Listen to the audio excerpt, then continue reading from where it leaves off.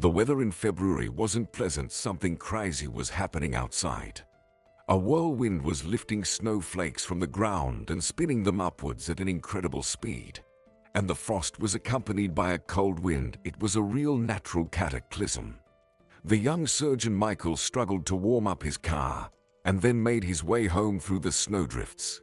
He was exhausted, 3 complicated surgeries during the day, so he dreamed of only one thing: to lie down on the couch and relax.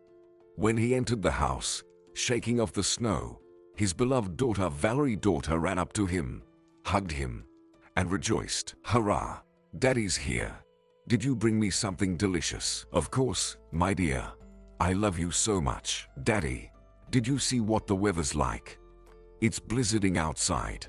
Mrs. Winters and I didn't even go for a walk today. She said the wine would carry me away." The man thanked the helpful elderly neighbor who never refused to babysit Valerie. "Thank you, Mrs. Winters. You've helped me out again. I'm very grateful. I would send my daughter to kindergarten. It would be better for her. She could socialize with other kids, and she would have more fun. But due to my crazy irregular schedule, I'm afraid I won't be able to pick her up on time. And I can't drive her to my mom on the other side of the city every day. I realize it's not easy for you to babysit her every day. I would try to find a good nanny. I brought you your favorite cinnamon rolls, French bread, and groceries. Please take it. From the bottom of my heart." The elderly woman smiled. "I'm grateful to you too, Michael. You helped me a lot. I don't even have to go to the store. Valerie is a sweet girl. She's so smart, but she's too active. I can't keep up with her. And she's bored. She needs to socialize with other kids, not with an elderly neighbor. But if you need my help, just tell me. I'll babysit her. Well, I gotta go home. Good night." Michael and Valerie saw their neighbor off, had dinner, and relaxed on the sofa. Today's weather made Michael sad, and he decided to read a book to his daughter. The girl listened with attention. She liked it very much when her father read aloud to her. But suddenly, someone knocked on the window, and Valerie shuddered. Confused, Michael put on his jacket and went to open the door, thinking that it was Mrs. Winters who had forgotten something. But when he opened the door, he was shocked. Some woman was standing there. She looked more like a huge snowdrift and whispered, "Help, please." She began to fall into the snow. Michael didn't hesitate. He dragged her into the house and sat her down by the fireplace, where the blazing logs were crackling loudly. Valerie looked frightened at the stranger. That woman gradually warmed up and came to her senses. Finally, the poor woman uttered, "Help me, please. My name is Lizzie. My children and I live nearby. My son is sick. He has a fever, and he is delirious. I went to the pharmacy to get medicine. I left the children alone, but the snowstorm started. I couldn't work any further because my strength had left me, and I could only get to your window. I am exhausted. I feel that I am freezing. I'm sorry to bother you, but otherwise, I'd be freezing to death in a snowdrift." Michael introduced himself, brought a first aid kit, and found antipyretics and antibiotics, but said sternly, "I am a doctor, and there are plenty of medicines in the house, but I will not let you go alone in the snowstorm. I have a car. I'll drive you home." Then he turned to Valerie. "Sweetheart, I'll call Mrs. Winters. Will you stay with her for a little while? I'll drive Lizzie home, and I'll be right back." The girl agreed. She was used to the fact that her father could get a call at any time of the day or night and be summoned to the hospital. Michael dressed quickly and drove Lizzie home. The man was shocked at how poorly they lived. The house was shabby.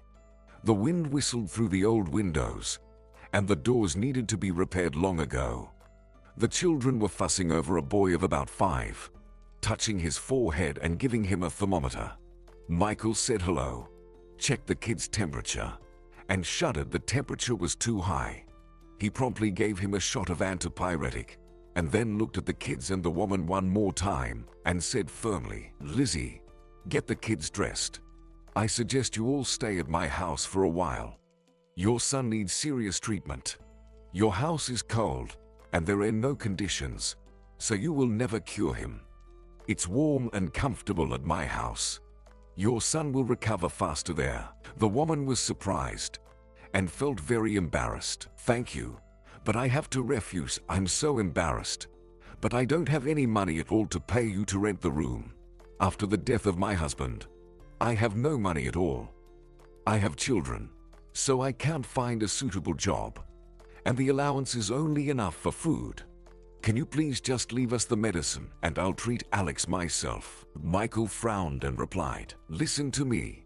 I am a doctor, and I can see that your son needs not only medication, but normal living conditions, care, and long-term therapy. If you stay in this house, your son won't get better, but other children can get sick too. And I didn't tell you anything about money. You don't owe me anything. I just want to help." The woman got scared for the children's health and started packing their backpacks. The children were frightened and hid behind their mother, not understanding where this gloomy man was taking them. But Lizzie explained them. "Kids, we have to stay at the other house for a while.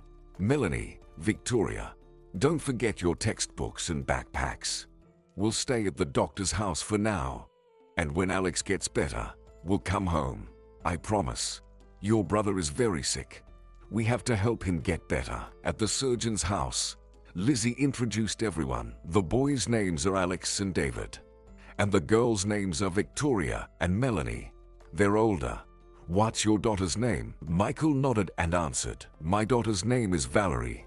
She's 5 years old. Unfortunately, she doesn't go to kindergarten, so we're happy to have a good company. Come on in, make yourselves comfortable. Come on, sunshine, be hospitable. Invite the kids to your room to play. They'll stay with us for a while because I need to treat their little brother." The girl understood everything, smiled, quickly started talking to the kids, and took them to her room. Soon, the kids relaxed a little and felt more comfortable in this strange and unfamiliar house. Michael examined Alex's lungs, frowned for a long time, gave 2 more shots and some medicine, and half an hour later the fever decreased, and the kid fell asleep. Lizzie exhaled. "Thank you so much. You saved my son's life, and you sheltered us. We didn't always live like this. I was married. Victoria and Melanie are not my biological daughters. They are my husband's children from his first marriage. His first wife abandoned them, and then I gave birth to my sons. Samuel was so happy. He worked so hard for the sake of the family. We planned to live in this house temporarily. We sold the apartment and invested all the money in the construction of a new big house. My husband dreamed of a big and cozy house, so that each of the children had their own room. But fate had a different plan. My husband worked as a construction foreman, often working outside in the cold. One day he caught a severe cold. I insisted that he go to the hospital, but he refused. He only took some pills and continued to go to work until things got really bad. An ambulance took him to the hospital, and it turned out that he had pneumonia. The doctors fought for his life, but he died. I still can't recover from the grief, and the children miss their dad. It's so hard for me to cope with them on my own. The company where my husband worked gave us some money for the funeral and paid some compensation, and we lived on this money all this time. But I have no money to buy a normal house or even a small apartment. To be honest, sometimes I want to scream from hopelessness. My friends advised me to send the girls to the orphanage because they are not my biological kids. But I don't even want to think about it. How can I betray them? I'm their mom. By the way, where's Valerie's mom? Are you divorced? Michael relaxed. For some reason, he trusted Lizzie and told her everything about his life, how he had lost his wife, how difficult it was for him. They had a lot in common. They had both experienced the death of loved ones. At the end of the conversation, Michael encouraged Lizzie. "Yeah, it's not easy for both of us. I understand you better than anyone else. It's great that you decided not to abandon your children. You're strong, and you'll cope with everything, and I'll help you. Tomorrow I have a day off, I'll show you the house. But now it's very late. It's time to go to bed. You can sleep on the sofa, and the children next to you on the second sofa and folding chair. Make yourselves comfortable. One more thing, I wanted to ask you to babysit Valerie while I'm in the hospital. I'd be very grateful. I'm not a millionaire, but we have enough money for a comfortable life. Don't worry about it. You can live here as long as you need. Lizzie almost cried and kept thanking this kind and helpful doctor. The work week had begun, and Michael was glad that Lizzie and her kids were now living in his house. Now he could go to work without having to ask Mrs. Winters to babysit his daughter. Lizzie was a wonderful mom who cooked delicious food, kept the house clean, and had time to take care of her kids and Valerie, feed everyone lunch, and make a hearty dinner. Valerie was also delighted. Now she had great company. It was almost like kindergarten, only at home. Sometimes there were quarrels between the children, but Lizzie knew how to solve everything wisely, without yelling and scandals. The kids obeyed her. Even the boys didn't get too mischievous. The children were well-mannered, and the older girls, coming from school, did their homework diligently. There was no need to scold them. Melanie was interested in medicine and was reading an encyclopedia. Every evening Michael and Lizzie chatted amicably, as if they had known each other since childhood. Once, when Michael was putting Valerie to bed, he began to unbraid her hair and noticed a surprisingly beautiful accessory in her hair, a rose, obviously made of a precious stone. He asked in surprise, "Valerie, where did you get such a hairpin?" "I asked Melanie to give it to me.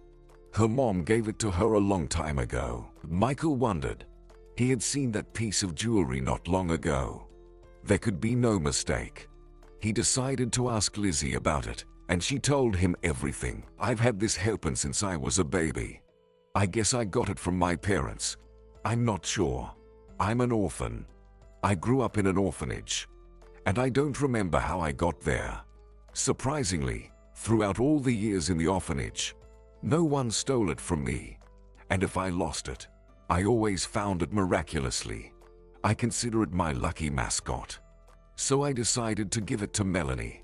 She asked for it, but she had already given it to Valerie." Michael reasoned aloud. "This is so strange. 6 months ago, I performed emergency surgery on a rich lady, and I saw the same piece of jewelry in her hair, exactly the same. But how is it possible if you don't know her and you've had the hairpin with you since birth? There is some mystery here." Lizzie perked up and asked, "Can't you find that lady and ask her where she got that hairpin? Maybe I can find out something about my family. All my life I've dreamed of finding any of my relatives. I'll do my best.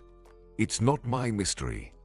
But I wonder how you and that rich patient got the same piece of jewelry." The doctor didn't hesitate, and the next day he found the contact information of that lady. Her name was Emily.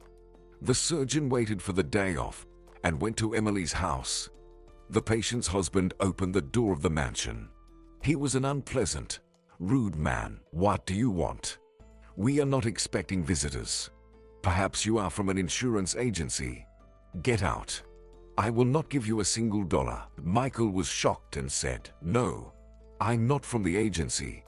I'm looking for Emily. I need to talk to her." Emily's husband got angry. "Who the hell are you? What are you gonna talk to my wife about?" Emily came out to the noise. Of course, she recognized the doctor and yelled at her husband, "John, what the hell is wrong with you? This is Michael, my attending physician.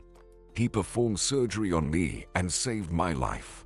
Hello, Michael, please come in." "What happened?" Michael exhaled and immediately began with the main thing. "Emily, I have a strange question. While you were in the hospital, I noticed a beautiful hairpin in your hair, a rose. Where did you get it? I ask about it because recently I sheltered a woman, and she has exactly the same piece of jewelry. It can't be a coincidence." The woman was surprised. She certainly didn't expect such a question. "Yeah, a very strange question. I got this hairpin from my mom. I don't know anything else. My mom is currently undergoing treatment. Would you like me to call her?" If she's not too weak, we'll go to her together and you can talk to her. It's no problem for me. Emily talked to her mom for a few minutes and said she's waiting for us. When I mentioned the hairpin, she became so excited that even her voice changed. It trembled. Now I'm curious about what's wrong with this hairpin too. Let's go to my mom right now. In half an hour, they were already sitting at the headboard of the elderly woman's bed. She was breathing heavily and listening intensely to all the details. Michael decided to tell her everything as it happened. Heavy tears rolled down Madeline's cheeks. She was silent for a long time, and then she began to tell a long and very painful story of her life. Oh my gosh, I can't believe it. Yes, you're right, there are only 2 of these hairpins. It's handmade, and you can't find anything like this anywhere. It's pure high-quality gold and agate. Emily, darling, I'm going to tell you something that will probably shock you. I've kept this secret for many years, and I was sure I'd take it with me to the grave. You had a twin sister, your father, and I loved you so much.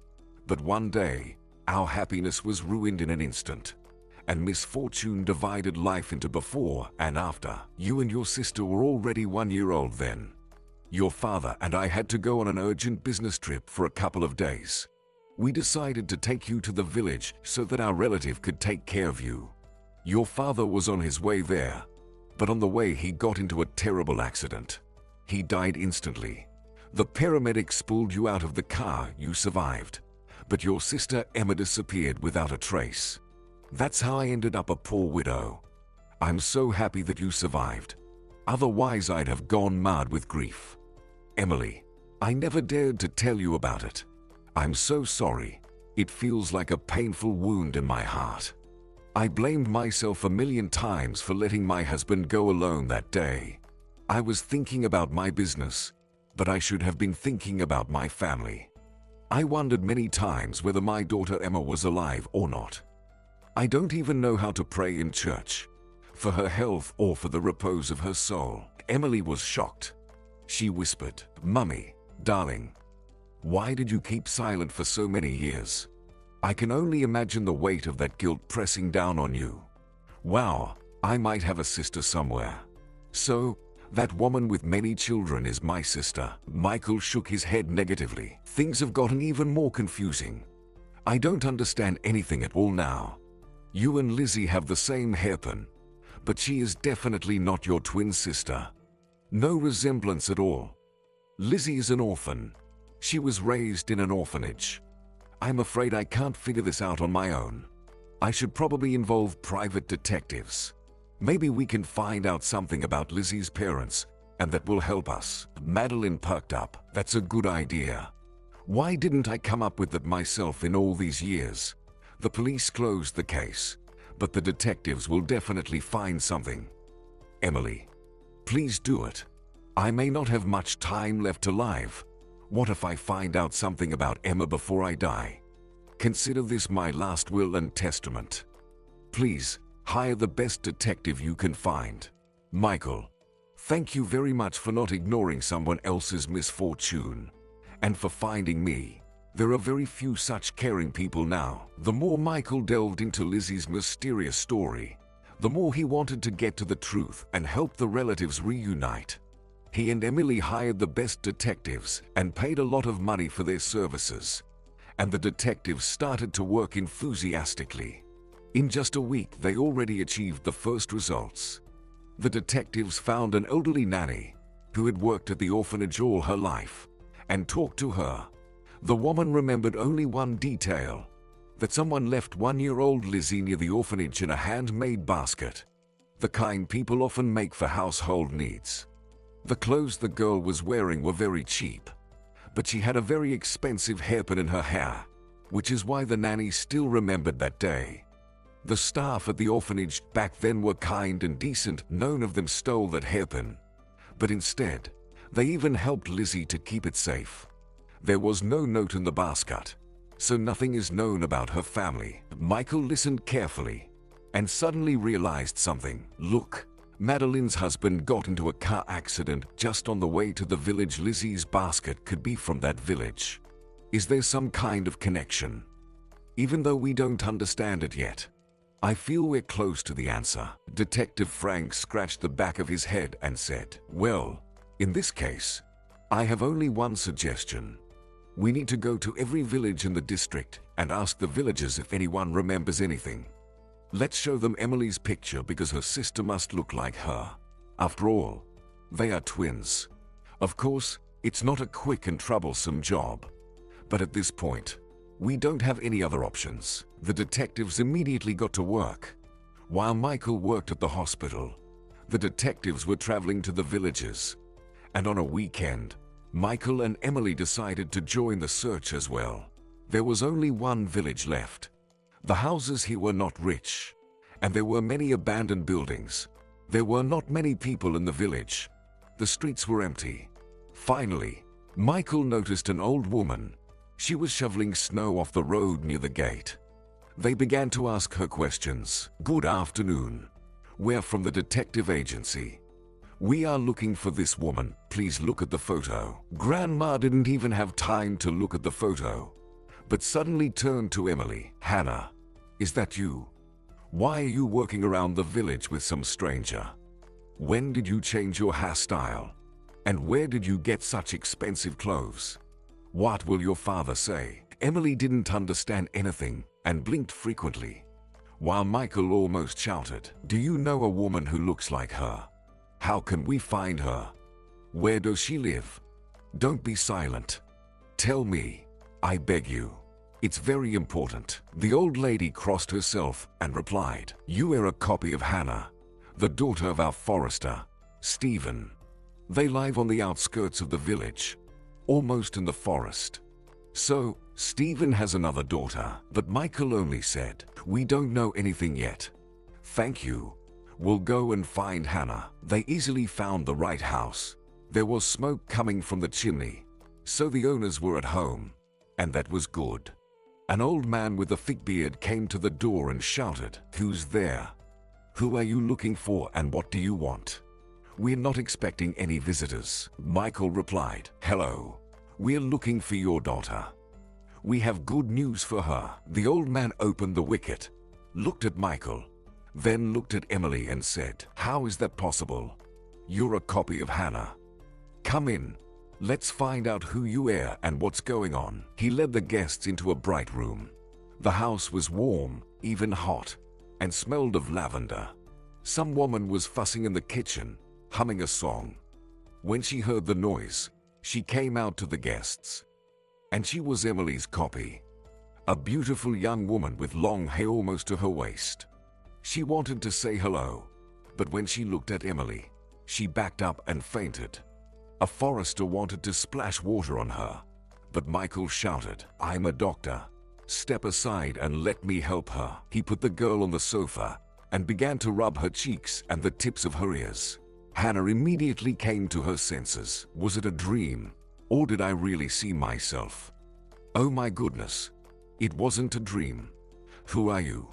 How is that possible? Michael was the first to speak again and suggested that everyone sit down and quietly listen to this long, complicated story. They all sat down, and he told them everything he knew about this case. The forester was silent the whole time, rubbing his beard and frowning his gray eyebrows. Hannah exclaimed, "So, Emily, are you my sister? Daddy? But how could that happen? I'm the only one in the family. There are no other children. I don't understand anything." The man sighed and began to tell a long story about his darkest secret, which he tried to hide from everyone all his life. "My wife Elizabeth and I lived together for many years. She helped me in everything. I loved her more than life. Everything was going well, except that we couldn't have children. We suffered a lot, especially Elizabeth. She still had hope. Sewed beautiful baby clothes, gave them to all her friends, and saved some for us too, believing that we would have a child someday. But time passed, and the miracle never happened. One day I went to the forest as usual, and then came out to the highway. My dog started barking loudly and ran into the bushes. I ran after him. I thought maybe some animal got into a trap. But no, There was a baby there. It was a girl, covered in abrasions and bruises. Her clothes were torn. Mosquitoes had attacked her. I wrapped the baby in my scarf and rushed home. Elizabeth was horrified when she saw the girl's condition. She bathed the girl and applied healing ointment to her wounds. Little by little, the girl came to her senses. I told my wife that we should go to the police, tell them everything. Maybe someone was looking for her. But Elizabeth started begging me, please don't go anywhere. Do you realize that this is a gift of fate? I will love her, raise her, and call her Hannah. I've been dreaming about this for so many years. Elizabeth was obsessed with the idea, and eventually, I agreed. I was ready to do anything for the sake of my beloved wife, and to be honest, I also didn't want to lose this baby girl. So, I made the necessary papers and told everyone that my wife gave birth at home. The neighbors were surprised. They asked, where did we get the baby? And I honestly answered, I found her near the forest. At first, everyone laughed and didn't believe it. But then they forgot about this story, and life went on as usual. Hannah grew up, studied well at school, and now she works as a cook in the local canteen. Plus we make bread at home and sell it for a modest price. Actually, it's time for her to get married, but there are no decent men in our village. Too bad Elizabeth will never see Hannah's wedding and our grandchildren. She died 3 years ago. That's the whole truth. Sweetheart, please don't be mad at me for not telling you the truth. You are the dearest person to me. You were, you are, and you will always be my dear daughter. Hannah sobbed. Emily too. And the sisters embraced for the first time, and both felt so warm, so good in their hearts. Then Hannah approached her father and snuggled up to him like a little girl. Daddy, I am not mad at all. On the contrary, I am proud of what you did, because you and Mom saved me from death, and you always loved me so sincerely. There is no reason for me to be angry, but I'm so happy that I found my sister. It's so wonderful to have someone close and dear to you on the planet. We can communicate and be friends, right? Emily kept sobbing too. She still couldn't believe everything that was happening and whispered, Hannah, sister, our mother is very sick. It was her wish that I find you. It's her last will. She wants to see you before she dies. I beg you, don't say no. I don't know how much time she has left, so I just want her last days to be filled with warmth and joy. She didn't even know if you were alive or dead, and she suffered a lot. I beg you, come with us. Also, I'll introduce you to my husband. Hannah looked questioningly at her father, as if seeking approval in his eyes, and he nodded. Go, my dear. She's your mom. You should meet her. It's the right thing to do. But don't forget about me, and come back soon. I haven't lived a day without you. I'll miss you very much. Michael looked at them, listened, rejoiced that the close people had found each other, but then suddenly exclaimed, I'm glad you found each other. But I still don't understand how the second hairpin ended up in Lizzie's hands. Can someone explain that to me? I mean, she had nothing to do with this whole story. Stephen shrugged. I don't know anything. When I found my daughter in the forest, she didn't have any jewelry on. Her hair was long and tangled, but no hairpins. Together they drove to the city. Hannah was fascinated by the sparkling window displays, skyscrapers, and shopping centers, and marveled, for she had never been outside her village. Michael watched her, smiled, and admired Hannah. She was naive, trusting, and sincere. They had only known each other for a day, but Michael felt like he had known her all his life, and he couldn't take his eyes off her. Suddenly, he suggested, Hannah, why don't you come to my house for dinner tonight? I'll introduce you to my daughter, Valerie, and Lizzie and her kids. Now it's always noisy in my house, but it's fun. Will you come? The girl smiled, blushed, and muttered, thank you. I will come. I love children very much. Emily introduced her sister to her husband. He was surprised and couldn't believe that such a thing could happen. But Hannah didn't like him. The man stared at her too intently, as if he was evaluating her, and kept winking when Emily didn't see it. It was so unpleasant that Hannah decided not to stay in that house, just in case. She only spent the night at her sister's house, and they talked all night long. They obviously had a lot to tell each other. Emily insisted, "Hannah, you should move to the city. There are so many opportunities here. You can create the life of your dreams. I'll help you to get a job in a restaurant since you like to cook. You'll earn good money, and we'll find you a rich fiancé. You're so beautiful. You deserve the best." But Hannah hesitated. "Thank you, sister. I'll think about it. But I won't leave my father now. He's old and often ill. Besides, how will the villagers live without me? I deliver them hot bread early in the morning. But thanks for the offer. If I change my mind, I'll tell you right away." The next day, the sisters went to see their mother. It was a very emotional meeting. When they entered, Madeline was lying in bed with an foredrip. Her exhausted face, tormented by a long illness, expressed total hopelessness. But when she saw the twins, she immediately came to her senses. Cheered up, her eyes brightened, and the woman whispered, "My girls, my daughters, Emma, I can't believe my eyes. I've been longing so much all these years. I'm so happy you've come. Emily, dear, thank you. Oh, I'm so happy." Hannah looked embarrassed. "My name is not Emma, it's Hannah. But I'm happy to see you too, Mommy. It's so weird, all my life I've called another woman my mom. But it turned out that my mom is you. I still can't believe it. What's your disease? Is there anything I can do to help?" Madeline had another attack again. Emily grabbed the oxygen mask and handed it to her mother. She started breathing heavily and coughing.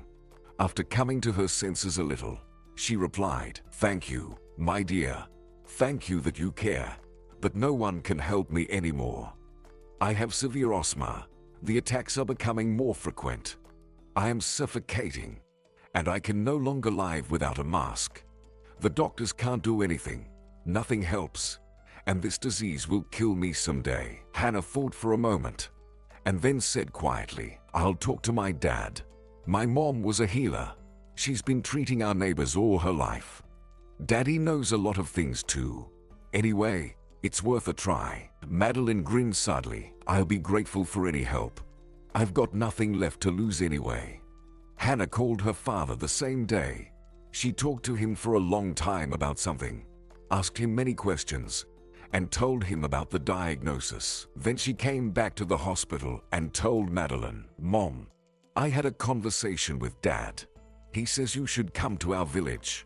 The air there is special, therapeutic. He'll try to cure you. So, will you go?" Emily got frightened and protested. "Are you out of your mind? What village are you talking about? Mom can't survive even an hour without a mask. What if she gets worse there? Then what? No, I'm not letting her go anywhere." Hannah sighed, but didn't argue, then decided to visit Michael. And after that, she wanted to go home. Michael was happy that the whole noisy family could finally meet their guest. The children shouted with joy. Everyone tried to say something, and Hannah laughed. She felt calm and cozy in this house. She could be herself and relax. They had a delicious dinner and then talked, played, and drew something. Hannah quickly made friends with the kids. Michael liked this girl very much. He couldn't stop looking at her. She was special, as if she was from another planet. Her natural beauty attracted him very much. This had never happened to him since his wife's death. He wanted to hold her close to him, to hug her tightly, to protect her from all the troubles, and not to let her go anywhere. When the kids went to bed, Hannah, Michael, and Lizzie chatted about life. Hannah said that Daddy advised Madeline to go to the village, but Emily refused. Michael thought about it and then replied, "Your father is right, a change of climate, and even just clean forest air can help a lot. I will try to persuade her. As a doctor, you have to try. Madeline can always go back to the city." Lizzie added sadly, "Well, everyone is happy. You and your sister have found each other, but I remained an orphan. who brought me to the orphanage in a basket. Where are my parents? Michael took Lizzie's hand and tried to cheer her up in a friendly way. Don't be discouraged. I have some more ideas. We'll keep looking for your relatives. You have to believe. Lizzie immediately smiled. You're so wonderful, Michael. I've never met people like you. You sheltered me and my children, and you helped Hannah and Emily reunite. Thank you so much for your good deeds. Michael had a long conversation with Madeline and finally talked her into the trip. But they decided to take the mask with them, just to be on the safe side. He took a 1-week vacation and accompanied her, taking Valerie with him. He wanted to personally monitor Madeline's condition. The forester was already waiting for everyone. The next day, he took Madeline for a walk in the forest. The woman was still very weak, struggling to work, and the forester told her, "Don't think about your disease now. You should better look around and breathe deeply. Just look at this wild beauty. Listen to this silence, only the snow crunching under your feet. It's magnificent. And the sky is so vast and blue. Urban people are always running somewhere, getting nervous. But sometimes you need to stop. After all, our body is not a robot, and sometimes it breaks down." Madeline didn't even notice that she had been working with pleasure for more than an hour. She didn't need the mask. There were no attacks, and her strength came from somewhere. It was a miracle. Michael, Hannah, and Valerie were making a huge snowman, laughing out loud. The three of them were having such a good time, as if they were a real family. But the man remembered about Lizzie's problem and decided to visit the local policeman. He told the whole confusing story and then asked who could have left a 1-year-old girl outside the orphanage. Maybe some of the local residents. Well, there must be a clue to this story. The policeman thought for a long time and then suddenly realized, I have only one guess.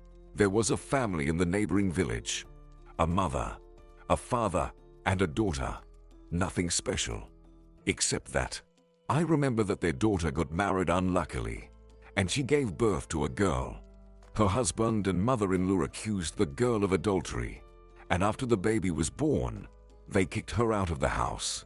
She wanted to come back to her parents, but her father said that she disgraced the family and kicked her out too. The girl left the village with her little daughter, and no one saw her again. I don't know if this will help you or not, but I don't remember any other similar stories. Michael asked, what was the name of this girl and her daughter? The policeman replied, the girl's name was Susan, but I don't remember anything about her daughter. Michael suddenly realized, his mother's name is also Susan. Was that a coincidence?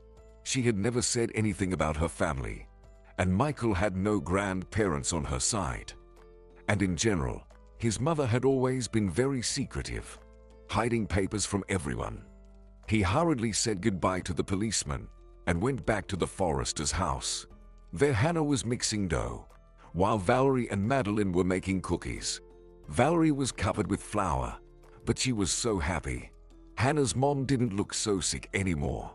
Michael asked her, Madeline, I can see you're getting better, and you don't even need the mask anymore. The woman nodded. I really didn't believe it was possible. You saw that I was dying. I was suffocating. But here I can work, I can breathe, and I feel so alive. I didn't realize how nice it is to live in a village, closer to nature. I always thought only beggars and losers lived in villages. I chased success but forgot about my health, and I ended up getting asthma. Thanks to my daughter and Stephen, they got me out of that hospital. They made me look at life in a different way. I will definitely move here. Hannah rejoiced, and Stephen said, my daughter and I would be happy if you really did move here. Well, let's have dinner. This house has never had so many guests before. Michael left Valerie in the village and went to the city. He needed to talk to his mom and find out what was going on. Mom was very happy to see her son. She hugged him and began to set the table. At first, they talked about life, about Mom's health. Michael hesitated and didn't know how to start this difficult conversation. However, the woman could already see that her son was nervous. and she asked, "Michael, what's wrong? Did something happen to Valerie? Tell me the truth." Michael exhaled and began, "Don't worry, Mom, Valerie is fine. She's in the village with my friends. I'm going to tell you a story about a woman named Lizzie, an orphan from the orphanage. Please listen carefully. And I really hope to hear the truth from you too, whatever it may be." He told the whole story. His mother turned pale. Her hands were shaking. Michael realized that his mother was also involved in this tangled story. Finally, she confessed, "I've kept this secret all my life. I didn't want anyone to know about the terrible sin of my youth. I could never have imagined that you would be the one to reveal this dirty secret. I'm so guilty. I guess the time has come for me to pay for what I've done. Before I met your dad, I was really married and lived in a village. But I made a mistake in choosing a husband. He beat me, was jealous, and my mother-in-law hated me. Soon I got pregnant. I thought that my torment would finally stop. But no. After my daughter was born, it got even worse. My mother-in-law convinced my husband that our daughter didn't look like any of them, and that I cheated on him. My husband constantly beat me for this. When my daughter turned 1 year old, they kicked me out of the house. His mother found another wife for him. Where was I supposed to go? Obviously, to my parents. I hoped that they would understand me. But my father yelled at me and told me to go back to my husband, to beg for forgiveness. I was on the verge of madness.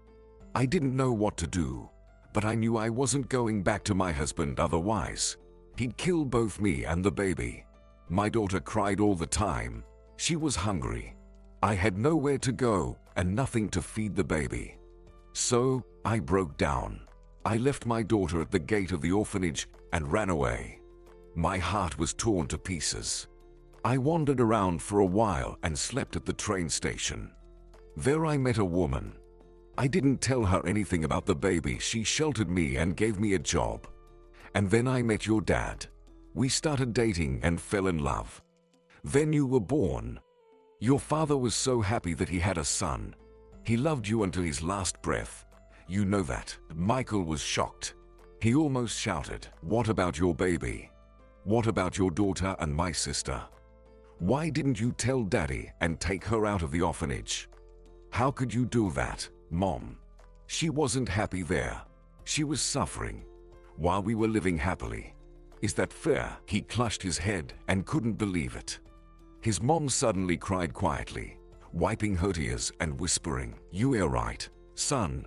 I abandoned my baby, and there is no forgiveness for me. But I was afraid. Do you understand? I loved your father madly, and I was afraid of losing him. How could I tell him about such a horrible thing? How could I confess that I had abandoned my baby, that I'm a heartless monster? He wouldn't forgive me, and he'd leave me. And then what? I was a terrible mother to my daughter, but I was a good mother to you. You have no reason to blame me. Do you think I've forgotten about it and lived peacefully all these years? I suffered all these years. I thought about her every day, and I prayed. You know, now that I've told you all this, I even feel a little better. I'd really like to meet my girl and apologize. I found that hairpin on the street and left it as a memory for my daughter." Michael could not come to his senses. He was mad at his mother and ran away from her house. He couldn't wait to tell Lizzie everything. When he got home, Lizzie was in the kitchen making dinner and the kids were playing. He looked around and shouted, "Hey everybody, I've got great news. Lizzie, come here and listen. I've solved the mystery of your hairpin. It turned out that you are my biological sister, and your children are my nephews." Lizzie was crying. She couldn't believe it and kept asking, "So your mom is my mom, and she's alive, and I'm finally going to see her. Oh my goodness. You have no idea how much I've dreamed about this all these years. How much I've prayed for this." Michael was shocked and asked her, "Do you realize that she abandoned you? She's the reason you suffered in the orphanage. Don't you feel offended? Even I didn't know anything about it. And neither did Daddy. I'm so mad at her. She's crying now, saying she wants to see you. I'm ashamed of her, sister. But Lizzie replied indignantly, no, don't talk about her like that. Please don't. I'm not mad at her at all. If your mother raised you, such a wonderful person, then she's not horrible at all. I was mad at her when I was a kid, but not anymore. I'm a mom myself, and I know how hard life can be. She made a mistake, but that was years ago, and now she's remorseful. And you know, it doesn't matter now. The main thing is that I can finally meet her and hug her. Thank you, Michael. I've always dreamed of having a brother like you. Don't be mad at Mom. She will pay for her sins, and we have no right to judge her. When can I see her? I can't wait. I'm even a little scared. I wonder what she's like. Do I look like her? Michael hugged his sister and said, you know, Lizzie, when I first saw you, I knew we had a lot in common. My heart told me what to do, and fate brought you to my house. You could have knocked on the neighbor's house, but you came to me. The meeting between mother and daughter was very emotional. Lizzie cried, hugged the old woman, and stroked her slouching shoulders. Mom, I've dreamed of saying those words all my life. Remember that I'm not mad at you. I'm not cursing you, and I'm happy we met. The elderly woman also cried and apologized. Forgive me, my dear. All these years I've been cursing myself for this sin. I am so guilty. But now that we've met, I really want to communicate with you, if you don't mind, and I really want to meet your children. Michael told me that I have 4 grandchildren. I'd love to meet them if you'd let me.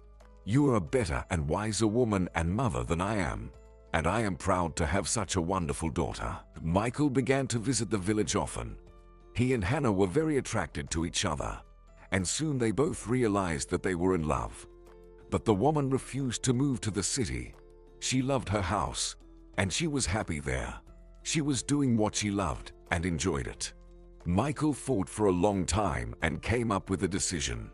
He left his house for his sister and her children and moved to the village with Valerie. Stephen welcomed him warmly. He was happy that his daughter was marrying a decent man. It wasn't too far from the city, and Michael could drive to work every day. But Valerie liked it here very much. Hannah was happy too. She thanked Michael. Darling, thank you for moving here. I couldn't believe it. You're not used to living in a village. I thought you wouldn't agree. Michael hugged his fiancée, kissed her tenderly, and replied, I love you. And for me, the most important thing is to make you happy. I saw how uncomfortable it is for you in the city. Besides, it's strange, but I like it here. And I'm not worried about my sister now. Hannah clung tighter to her lover. You know, I thought I was going to die alone. Many men liked me, but I didn't like them. And my father kept saying, it's not your happiness. Let it go. Apparently, my dad knew better than me that my real happiness was ahead of me. You are my happiness. You and Valerie. Michael winked. But I wouldn't mind raising a boy too. As strong as Daddy, as wise as Grandpa, and as kind as Mommy. What do you think about it? It's hard to believe, but a beautiful piece of jewelry in a child's hair has changed the fates and brought happiness to so many people. It's a real miracle.